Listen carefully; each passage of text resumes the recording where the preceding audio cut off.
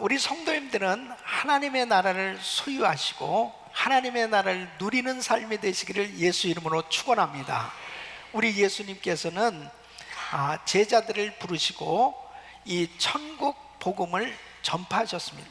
바로 이 천국 복음을 전하신 주님께서는 바로 제자들에게 천국 백성이 무슨 복을 받아야 될 것인지, 바로 천국 백성들이 받아야 될 복과, 그리고 그 백성들이 천국 백성들이 어떻게 살아가야 될 것인가를 우리 주님께서 말씀으로 가르쳐 주셨는데, 산에 오르셔서 제자들에게 바로 심령의 복을 받아라, 이 팔복을 받을 것을 말씀하셨습니다. 하나님의 백성들이 받아야 될 복은 팔복이요, 바로 이 팔복을 받으면 하나님의 백성들이 이 땅에서 정말 행복을 누리고 살 수 있음을 주님께서는 말씀해 주시는 것입니다. 그래서 우리 성도님들은 정말 하나님의 나라를 정말 소유한 성도의 삶은 이 팔복을 받아 누리는 삶이 되어야 될 줄로 믿습니다. 바로 복이 있나니 할 때 이 복은 마카리오스, 행복을 의미하는 것입니다.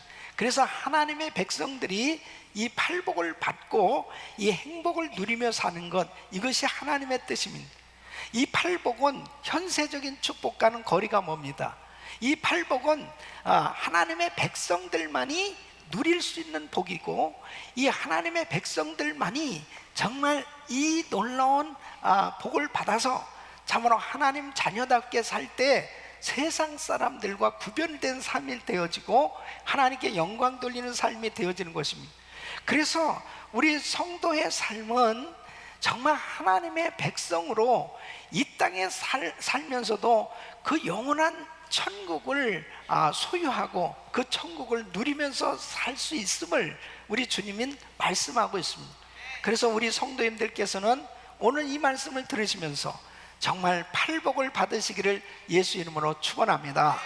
야고보서 2장 13절에 보면 긍휼을 행하지 아니하는 자에게는 긍휼 없는 심판이 있으리라.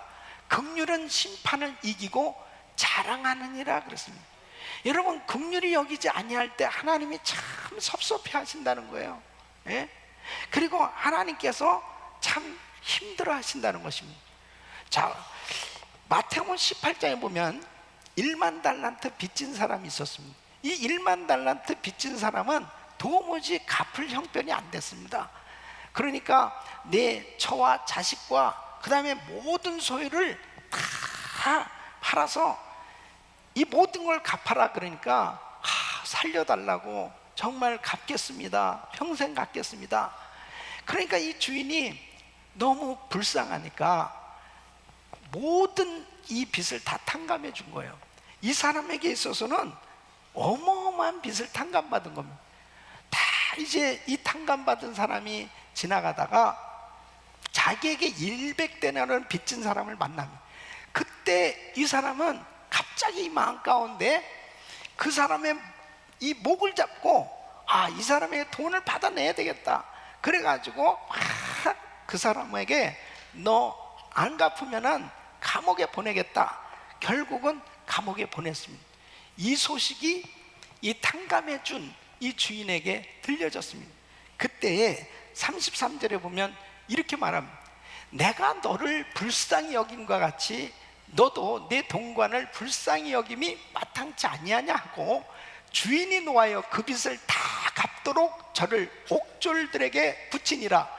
너희가 각각 중심으로 형제를 용서하지 않으면 내 천부께서도 너희에게 이와 같이 하시리라. 바로 하나님께서 긍휼히 여기는 자를 긍휼히 여겨 주시지만은 긍휼이 없는 그 심령에 하나님께서 안타까워하시고 바로 그에게 절대로 주님께서 긍휼히 여겨주시 아니하심을 말씀을 하고 있습니다. 우리 사랑하는 성도 여러분, 우리는 사실 정말 주님이 우리에게 엄청난 긍휼을 베풀어 주셔서 구원받게 된 줄로 믿습니다. 하나님이 세상을 이처럼 사랑하사, 이것은 영원히 저주받아 지옥 갈 수밖에 없었습니다. 그런 우리가 도무지 이 죄에 탕감받을 수 없는 그런 엄청난 죄를 우리 주님께서 다 탕감해 주시고자 십자가에서 그 모든 고난과 그리고 희생하심으로 바로 우리에게 구원의 길이 열려준 거죠. 그러니까 우리는 엄청난 긍휼함을 받았습니다. 이 긍휼함을 받은 우리가 정말 이웃을 향해서 주님은 이제 긍휼히 여기는 삶을 살라는 거예요. 이 긍휼히 여기는 삶을 살게 될 때 사실은 우리에게 긍휼히 여김을 받는 사람도 행복하겠지만 긍휼히 여기는 나에게는 더한 은혜가 임하는 줄로 믿습니다. 그래서 주님께서는 긍휼히 여기는 자가 복이 있다 이렇게 말씀하십니다. 4.29 폭동 때 어떤 성도님의 간증을 들었는데 이 한인타운에서 주유소를 하고 있었습니다. 흑인들이 많이 사는 그 동네였습니다. 근데 그 주유소에 오는 그 형제들을 물도 주고 또 뭐 여러 가지 그저 이렇게 나눴답니다. 또 감옥 갔다 온 형제에게는 또 햄버거라도 사 먹으라고 적은 거라도 주기도 하고 그랬대요. 그냥 그렇게 같이 지냈는데 이 폭동이 일어났을 때 막 주변이 다 불타기 시작하고 약탈하고 난리가 난 거죠. 그런데 그동안에 같이 지냈던 그 친구들이 와서 자기 주유소를 딱 지켜주고 그리고 그 친구들이 장사를 다 해주더라는 거예요. 장사. 그러면서 목사님 이런 일도 다 있었습니다. 여러분 사실은 평소에 이 긍휼히 여기는 그 마음을 가지고 사람들을 대했을 때 어느 순간에 하나님께서 그런 은혜를 주신 거죠. 여러분 정말 우리의 삶이 나누는 삶이 돼야 될 줄로 믿습니다. 하나님께로부터 우리는 너무 많은 걸 받았어요. 천국 백성이 가져야 될 그 심령의 상태, 천국 백성이 정말 심령의 복을 받는다면 바로 긍휼히 여기는 그런 마음을 가진 것이라고 우리 주님이 말씀하시는 것입니다. 아무리 많은 물질을 가지고 있다 하더라도 높은 지위에 있다 할지라도 긍휼히 여기는 마음이 없으면은 가치 있는 인생을 살 수 없는 것입니다. 그 많은 물질을 가진 것이 축복이 될 수 없어요. 그러나 긍휼히 여김을 갖는 사람을 통해서 어떻습니까? 많은 어려운 사람들에게 정말 희망을 주고 그리고 그 사람들을 세워주고 살려주는 그런 일들이 일어나고 있지 않습니까? 이런 은혜가 있기를 예수 이름으로 축원합니다. 6번째는 마음이 청결한 자가 되어야 한다는 것입니다. 여러분 8절 말씀 우리 한번 같이 읽어보겠습니다. 시작. 마음이 청결한 자는 복이 있나니 저희가 하나님을 볼 것이요. 이 청결한 마음, 이 청결이란 이 카타로스라고 하는 이 말은 두 의미가 있습니다. 하나는 깨끗하다, 클린. 그러니까 옷이 더러워요. 이 더러운 옷을 세탁했을 때 깨끗하게 되어졌을 때 이 카타로스라고 하는 단어를 사용하는 것입니다. 또 하나는 순전하다, 이 포, 그래서 불순물이 전혀 섞여지지 않은 이런 음료수에도 이 100% 포하다, 그렇게 이 카타로스라고 하는 말을 사용합니다. 그러니까 바로 우리의 마음이 깨끗하고 순전한 마음을 갖는 것, 그것이 복이라는 거예요. 그 사람에게 하나님께서는 어떤 축복을 주시느냐? 하나님을 볼 것이요 그랬습니다. 이 하나님을 본다는 것은 바로 주님의 임재를 느끼고 주님과 교제가 이루어지는 것을 의미하는 것입니다. 우리가 이 세상을 살아가면서 하나님의 임재를 느끼고 주님과 교제가 되는 것보다 더한 축복이 어디 있어요? 정말 주의 음성이 들려오고 마음에 감동이 있고 정말 하나님의 말씀이 막 이 심령에 감각되어지고 느껴지어지고 그리고 그 주님과 교제가 되어지는 것, 이것이 얼마나 큰 축복이냐면, 그러니까 어떤 사람에게 이런 은혜가 임하느냐? 마음이 청결한 사람. 여러분 우리가 이 세상을 살아가면서 세상 것으로 너무 지저분해지는 거예요. 이게 너무너무 많은 그런 세상의 인포메이션을 받고 여러 가지 세상에 살아가면서 너무 이 심령이 오염되어졌을 때 주의 음성이 들려오지 않습니다. 주님과 교제가 되지 않습니다. 그리고 주님이 믿어지지 않는 거예요. 그럴 때 하나님의 음성이 들려오지 않는 것, 그 심령의 상태가 가장 괴로운 것입니다. 여러분, 하나님께서 우리의 마음을 보시는데 정결한 마음, 순전한 마음에 은혜를 베풀어 주시는 것입니다. 어떻게 이 마음이 순결해질 수 있어요? 주님께서는 우리의 마음은 원래 더러워질 수밖에 없음을 말씀하고 있습니다. 여러분, 마가복음 7장 20절 23절 보면 바리새인들이 자꾸 예수님의 제자들이 손도 안 씻고 음식물을 먹는 것에 대해서 야, 저 사람들 정말 되게 더럽다, 부정하다, 그렇게 자꾸 비난을 했어요.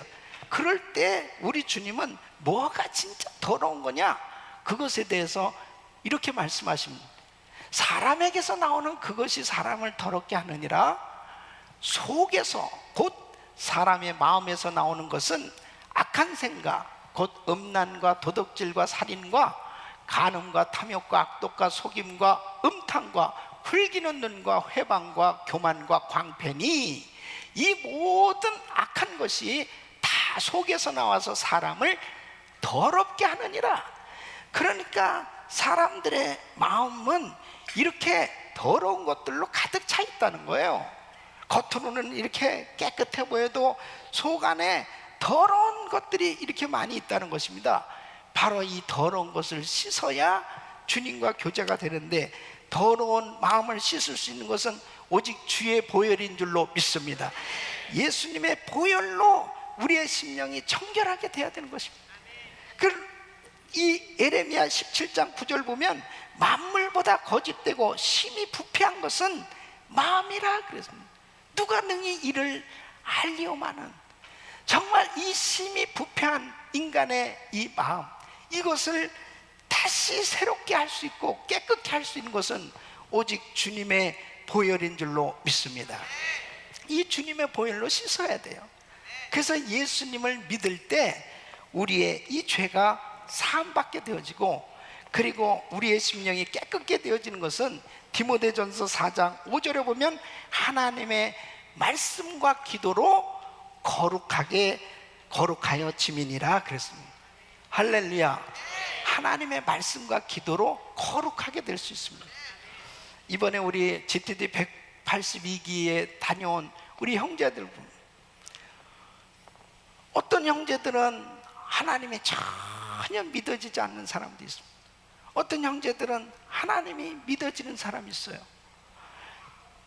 그런데 3박 4일을 지내는 동안에 정말 하나님이 믿어지지 않냐던 형제들의 마음이 정말 움직여지면서 하나님을 믿는, 그리고 그 하나님과 교제가 되어지는, 그리고 정말 방언의 은사도 받고 주님과 정말 교제할 수 있는 그런 성령 충만한 하나님의 자녀들이 될 수 있었던 것은 그동안 세상적으로 살아오면서 너무나 많은 것들로 오염되어 있던 거예요. 그러다가 3박 4일 동안 아침부터 저녁까지 말씀을 듣고 예배 드리는 가운데 이 심령이 깨끗해지기 시작합니다. 예수님을 믿고 그 다음에 회개하면서 우리 심령이 정결해지기 시작한, 하나님을 보게 된 줄로 믿습니다. 그 주님을 만나게 되니까 감격하지 않을 수 없는 것입니다. 여러분, 왜 우리가 일천번째 기도를 합니까? 매일같이 똑같은 삶이지만은 정말 하나님 앞에 기도 제목을 적고, 그리고 큐티를 하고, 그 말씀과 기도를 통해서 다시 한번 내 심령이 깨우쳐지는 것입니다. 그리고 깨끗함을 받는 그런 시간이 되어졌을 때 하나님 앞에 하나님의 말씀이 들려오고, 그 다음에 하나님의 그 감동이 있는 것입니다. 우리 사랑하는 성도 여러분, 정말 말씀과 기도에 전무하는 시간이 될 수 있기를 예수 이름으로 축원합니다. 7번째는 화평케 하는 자가 되어야 한다는 것입니다. 여러분, 9절 말씀을 한번 같이 읽어보겠습니다. 시작. 화평케 하는 자는 복이 있나니 저희가 하나님의 아들이라 일컬음을 받을 것이며 그랬습니다. 자, 화평케 하는 자는 화평을 만들어내는 사람을 의미하는, 화평을 만들어내는 사람이 복이 있다는 것이, 이것은 피스메이커가 된 거예요. 그래서 이 화평케 하는 사람은 다니는 곳마다 화목케 하는 일을 하는 것입니다. 바로 이 화목케 한다고 하는 것은 참으로 중요한 것입니다. 여러분 보세요. 하나님께서 아담과 하와를 창조하시고 하나님이 주신 축복은 화평이었습니다. 평안이었어요. 그래서 에덴 동산은 참 평안했습니다. 이 세 가지 측면에서, 첫째는 하나님과 화평했어요. 그러니까 하나님과 늘 대화하고 하나님과 같이 아름다운 그러한 삶이 됐죠. 그 다음에 아담과 하와가 얼마나 행복했습니까? 그래서 이웃과의 평안이 있었습니다. 그러니까 아담과 하와는 내 뼈 중에 뼈요 살 중에 살이로다 하면서 그렇게 서로 사랑하면서 행복했습니다. 그리고 아담과 하와는 부족함이 없었습니다. 그렇게 마음에 평안함이 있고 행복했어요. 그런데 문제가 생겼습니다. 선악과를 먹지 말았는데 선악과를 먹음으로 인해서 죄가 들어왔어요. 죄가 들어오면서 이 화평이 다 깨진 거예요. 하나님에게서 쫓겨났죠. 하나님과 불화하게 되었습니다. 그 다음에 아담과 하와가 어떻게 됐습니까?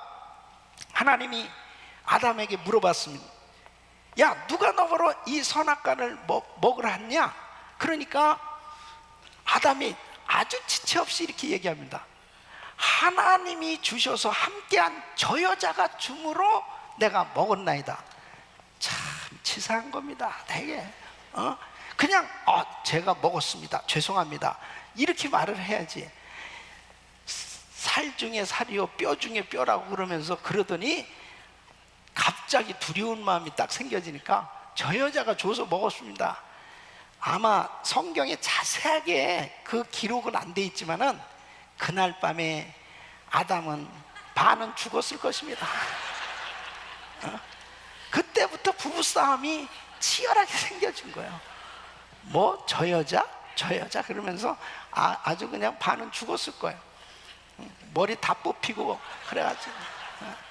그러니까 여러분, 참 사람이 이 죄 때문에 참 평화할 수 있는 그 관계가 다 깨진 거예요. 그 다음에는 얼마나 불안합니까? 그러니까 동산나무 뒤에 숨어 있는 거예요. 평안이 없는 거예요. 두려워서 숨었나이다 그러잖아요. 그러니까 여러분, 정말 화평케 하는 자라고 하는 것은 하나님께서 예수 믿는 하나님의 자녀들에게 무엇보다도 평안함을 주시는 줄로 믿습니다. 이 평안함을 받게 될 때 세 가지가 회복돼야 돼요. 첫째는 하나님과 평화하셔야 돼. 예? 여러분은 하나님과 평화하십니까? 예? 하나님과 화목하셔야 돼. 하나님. 예? 주님에게서 참 이게 멀어져 있는 분들은 정말 이제 가까워질 때가 되지 않았겠어요? 금년 한 해 동안 송구영신 예배 굉장히 가까웠어. 예. 그랬는데 어느덧 11월이 되니까 상당히 멀어졌습니다. 상당히 멀어졌어요. 이제 가까워지시기를 바랍니다. 주님과 가까워지는 것이 최고 축복이에요. 그 다음에 여러분은 부부지간에 어떻습니까? 부부지간에 화목하세요? 예. 여러분은 정말 이웃과 화목하세요? 예, 정말 이웃과 화목하셔야 돼. 그동안에 참 이렇게 불화하고 이런 분들이 계시다면 이제 화목할 때가 됐어요. 여러분, 그것은 우리가 행복하기 위해서입니다. 바로 화목할 수 있기를 바랍니다. 그리고 이제 자기 마음에 평안함이 있으셔야 돼. 아무리 이렇게 좋은 집을 전화도 내 마음이 불안하고 내가 참 이 마음이 두려우면은 무슨 행복이 있겠어요? 하나님께서는 부활하시고 난 다음에 제자들을 만나서 제일 먼저 하신 말씀이 뭔지 압니까? 평안이 너에게 있을지어다. 평안함이 있으셔야 돼.